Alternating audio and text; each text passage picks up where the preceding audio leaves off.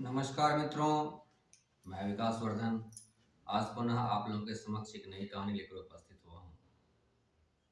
आज मैं आप लोगों को संगीत की शक्ति को अभिव्यक्त करने वाली कहानी आप लोगों के साथ साझा करूँगा।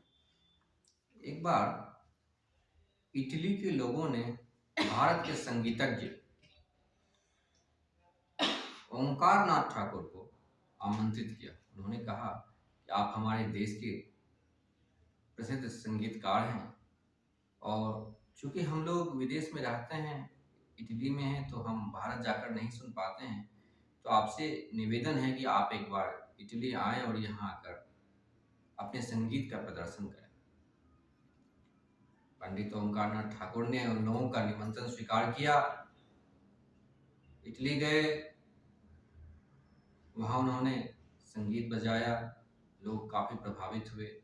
ये खबर वहाँ के तानाशाह मुसोलिनी को लगी कि भारत के एक बहुत ही मशहूर संगीतकार आए हुए हैं और बहुत अच्छा गाते हैं।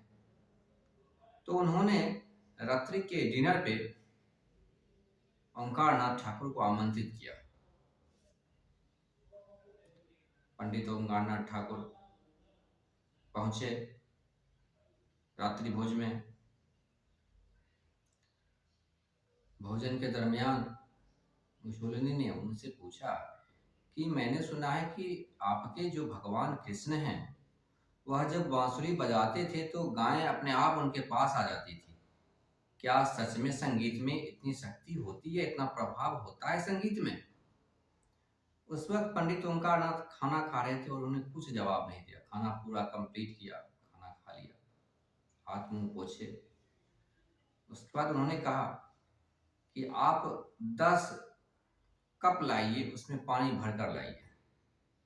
मैं अभी आपको संगीत का प्रभाव दिखलाता हूं कि संगीत का प्रभाव कैसा होता है। मुसोलिनी ने कहा अपने आदमियों से कि जाओ 10 कप में पानी भरकर ले आओ। तो चीनी मिट्टी का 10 कप इसमें पानी भर करके ले आया। वहीं पास में चम्मच पड़ी थी और उस चम्मच से उन 10 कप की सहायता से वह राग पुड़िया बजाने लगे।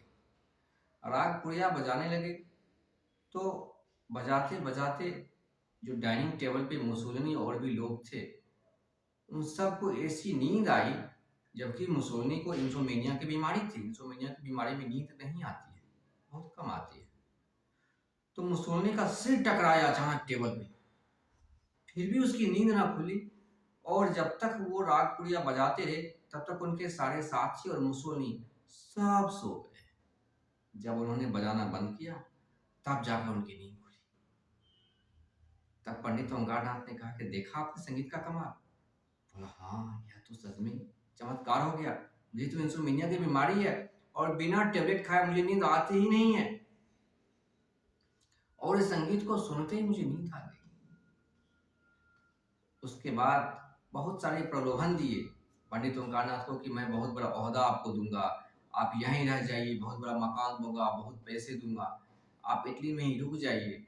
लेकिन पंडित ओंकारनाथ ने कहा कि जननी जन्मभूमि स्वर्गादपि गरीयसी, हमारी जो जननी जन्मभूमि है, हमारा अपने देश के प्रति जो प्रेम है, उस कारण से मैं यहाँ नहीं रह सकता। मैं अपने भारत देश में ही रहूंगा। यहाँ चाहे कितने भी सुविधा हो, लेकिन मैं अपने भारत में ही रहूंगा, मैं यहाँ नहीं रहूंगा। अगले दिन पुनः संगीत का कार्यक्रम था। इस बार संगीत के कार्यक्रम में मुसोलिनी जी को ही मुख्य अतिथि के रूप में बुलाया गया और वो आए। पुनः उन्होंने पंडित ओंकारनाथ का संगीत सुना और इतने गहरे संगीत में डूबे कि मुसोलिनी की आंखों से आंसू आने लगे। यद्यपि वह तानाशाह था, तानाशाह बहुत ही कठोर हृदय का होता है, वह किसी की नहीं सुनता। वह कितनी भी बर्बरतापूर्ण अत्याचार करता है, नृशंस हत्याएं करता है, उसे रत्ती भर दया नहीं आती। और उस तानाशाह की आंखों से आंसू बहने लगे पंडित ओंकारनाथ ठाकुर का संगीत सुनकर के। पुनः उन्होंने काफी निवेदन किया कि आप इटली में रुक जाइए, लेकिन विनम्रता पूर्वक पंडित ओंकारनाथ ने उनके निवेदन को अस्वीकृत किया और पुनः अपने देश वापस आए। आशा करता हूं मित्रों, आपको इस संगीत के माध्यम से, इस कहानी के माध्यम से संगीत की शक्ति और उसके प्रभाव का अंदाजा लगा होगा। संगीत में बड़ी शक्ति होती है, इसलिए कोई भी गीत गाते समय हम उसके बोल का ज़रूर ध्यान रखें, क्योंकि बोल जो कहता है उसके जो अर्थ होते हैं, संगीत के माध्यम से हमारे चित्त की अवस्था उस अवस्था में पहुंच जाती है, हमारा चित्त उस अवस्था में पहुंच जाता है। इसलिए संगीत को गाएं बजाएं थोड़ी सावधानी से, क्योंकि इसमें बड़ी शक्ति होती है। वह पल भर में आपकी चेतना को ऊपर और पल भर में भी पल में आपकी चेतना को नीचे गिरा सकती है। इसलिए संगीत की शक्ति को समझें, इसका सदुपयोग करें चेतना के विकास में। आशा करता हूँ मित्रों, कहानी आप लोगों को पसंद आई होगी।